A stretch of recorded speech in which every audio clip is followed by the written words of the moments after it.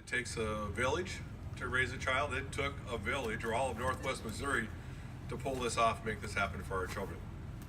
It took the city, it took individual donors, the Lions, the university. It took a lot of people that I know I've missed some too. That's a short list because it took a lot of hard work to make this happen. And we are extremely grateful to the community in all of Northwest Missouri for providing this new service for our children. Thank you. It's now my pleasure to introduce Megan Jennings. Megan. Good morning. Thank you all for joining us today. A journey of 1,000 miles begins with a single step. 33 years ago, leaders of St. Francis Hospital took that single step. They were moved to expand their ministries into childcare and fill a growing need with working families. They opened the doors of a 3,000 square foot residence and began by serving 24 children. On its last day, that same center was caring for 67 children. Over the course of those 33 years, it served over 2,000 children and families. What a ministry indeed. For any of you that have ever taken your child to the former center or happened to set foot in it, you know that it was no Taj Mahal, to put it mildly. It did, however, serve a great need, and it had a great purpose. A few years ago, it became evident that the facility was no longer sustainable for the long-term mission of the organization, and that there was a much greater need than even that space could provide. At times, we had a wait list of over 30 children and families needing to be served. So we took another step. So how does a not-for-profit hospital running a not-for-profit child care center in a building that some might say is condemnable begin to meet such an important need for this community? Welcome to Maryville, Missouri, a city that thrives on partnerships and progress and is full of gracious people and individuals that truly want to see our children grow and prosper here. Your partnerships are how we achieve this dream. But let's talk for a second about the 3-year journey that got us to this celebration today. Now, this journey kind of reminds me of a particular night in my youth when I was driving home in a snow and ice storm through the winding and hilly roads of Gentry County, Missouri. Picture white-knuckled hands, the perfect mixture of worry and relief as I navigated each twist and turn, and a gas tank that was nearly empty. Because really, what 16-year-old listens to their father when he says, "Don't let the gas tank get less than half full"? It was 1 step forward and 2 steps back, continuously. And often we were running on empty. It wasn't until I figured out that our team wasn't steering the wheel that those white knuckles became a little less white. Our God and Creator had a hand in all of this, and no matter how many times we stumbled, He centered us and grounded us. I knew He would not let this project fail or allow it to be less than it should be. Our single step began with Jackie Spainhauer and the Northwest Missouri Regional Council of Governments team as we began preparing for a community development block grant from the State of Missouri Department of Economic Development, geared specifically towards early learning centers. The team, comprised of Jackie Spainhauer, Cindy Sons, Dr. Chantel Dowsett, Dr. Pradnya Patet, and Frank Raspino, and myself, completed the daunting process of environmental reviews, preliminary architect reports, and over 100 pages of information and questions, only to discover that the competition this year was fierce. 11 people were vying for $1 million of funding from a $3 million funding bucket. The odds were not in our favor, but as I mentioned before, God was not going to let us fail. Not only did we receive the full $1 million grant, our application ranked number 1, which reiterates the fact that our need in this region for quality and affordable care is vast. Along with this $1 million funding, we also applied to be recipients of the Neighborhood Assistance Tax Credits, and were awarded $500,000 of those. Many of you here today supported us with purchasing those tax credits, and we thank each and every one of you today that did so. With over half of the funding we needed, the St. Francis Hospital Foundation generously loaned us the $1 million to fully fund the project as I began additional fundraising efforts. What a tremendous gift this was to allow us to keep this project moving forward. And then we took another step. We began to seek community partners that would allow us to align our mission with their needs. Together, we have created some beautiful partnerships. The first one I'll mention is from our friends just down the road at Kawasaki. Roughly 20% of the children in our facility are Kawasaki families.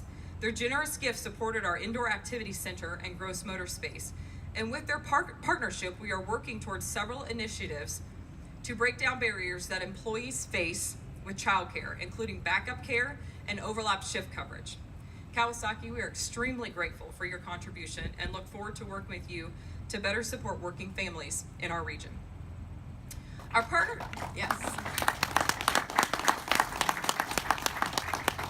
partnership with Northwest Missouri State University has been long-standing as we partner together to ensure career readiness in education practicum students, as well as offering many education students part-time employment.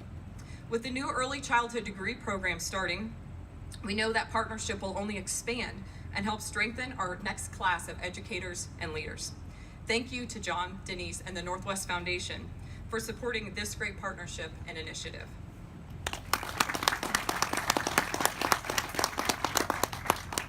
After remarks today, you will have a chance to tour one of the most remarkable play spaces in our region, and probably outside the region. The outdoor play space was not part of our original construction budget, and we were working hard to cover the cost of the facility. To be quite honest with you, I didn't know if these kids would have two sticks to rub together when this was all said and done. But I later connected with Aaron Dobson and the Maryville Parks and Recreation Board, where they envisioned a beautiful partnership that brought barrier-free and inclusive play to Maryville. This partnership led to a grant from Missouri Parks and Recreation and Game Time. And the Maryville Host and Pride Lions Cubs also came alongside us to see this vision become a reality. They worked together with us to submit a grant from the Lions Club International Foundation, and together we created an outdoor play space that affords every child living with a disability the opportunity to play alongside a child that doesn't have a disability. Thank you to each one of you for partnering with us to break down the barriers for over 400 children in Nottoway County living with a disability.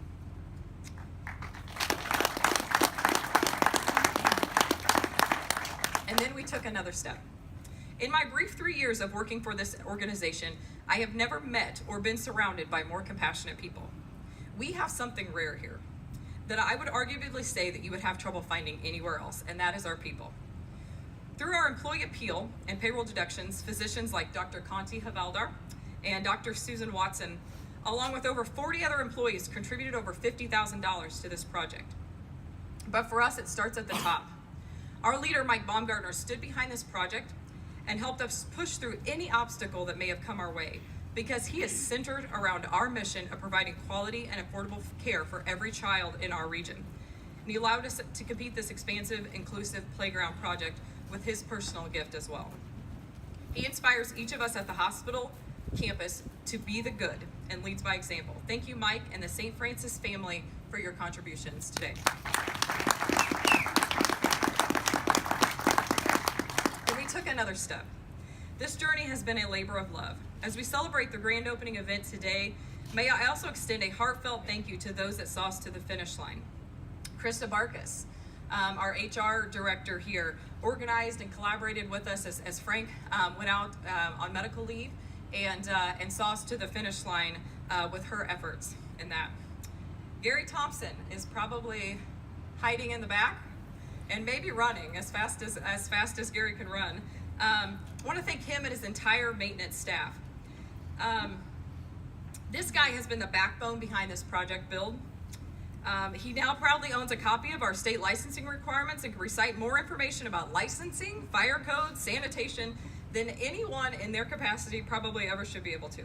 Simply stated, he immersed himself in every detail of this project to make sure it was done right.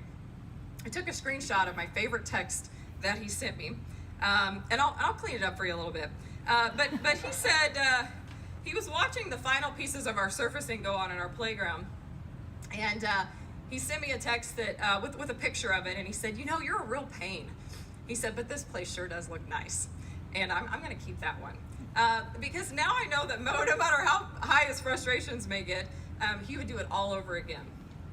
I know And I also want to thank our IT department for setting up phones, computers, smart boards, and everything in between. This added a ton of work to their load, and we're truly grateful for all that you do.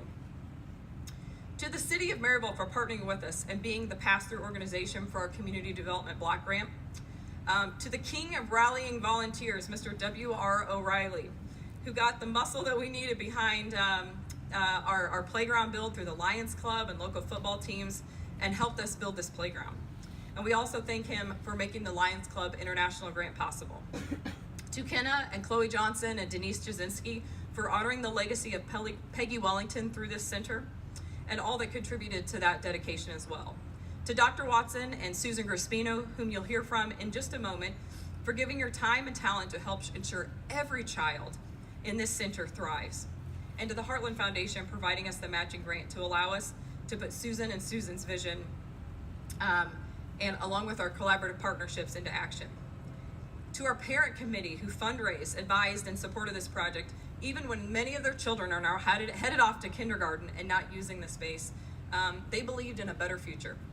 We also thank them for coining the phrase, no more tire chips, hashtag no more tire chips. And many of them will know what that means, and they used it in all of their going back to school pictures.